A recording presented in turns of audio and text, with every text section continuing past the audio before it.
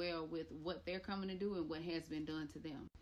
Though the Celtic faith had also been colonized, their music and the way that they utilized sound as well through the Road to Dublin song that they were singing in that circle when he had all of the other people, all of the black people singing in the circle and stamping Irish dancing with him, that's also the frequency of remembrance, the frequency of rebellion against how he was colonized. So through that music, it really accentuates the reverence for nature and who you are, the veneration of ancestors, and the pursuit of wisdom through remembrance by connecting through the music and remembering who you are through your ancestors.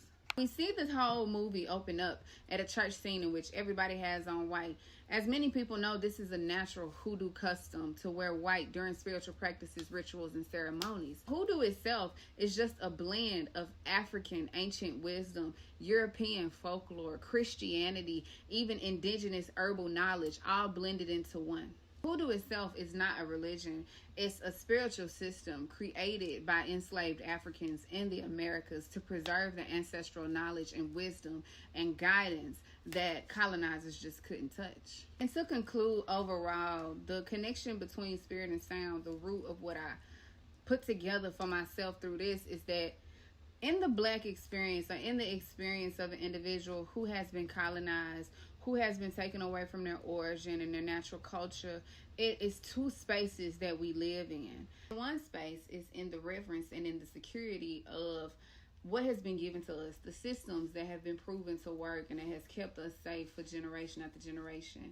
The system of religion that was given to us through colonization is simply put as it is, the Christian church. And then the other one is seen more as rebellious and sometimes as demonic from the Christian church, which is truly the seeking of wisdom and knowledge through remembrance of who you always were, who your ancestors were, who you were created to be prior to being colonized, and tapping into that ancient wisdom that flows through your blood. To look back at Smoke and his mojo bag, the difference between him and his brother Stack, him having a mojo bag, it wasn't just as protection, it was honestly a compass to get him to come back and go back to exactly where he came from, tying him closer to his ancestral root.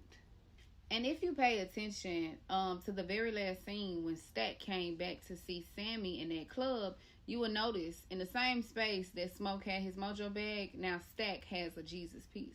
To conclude, watching them themes be woven into the movie over and over again in plain sight, but still be on an esoteric, it's not what you're looking at, what you see type of vibe, was just enlightening to an individual like me who sees differently. That's how it inspired and connected to me, and it was a lot of affirmation as to my own personal journey with my ancestors and my music and my journey in life, spiritually and creatively.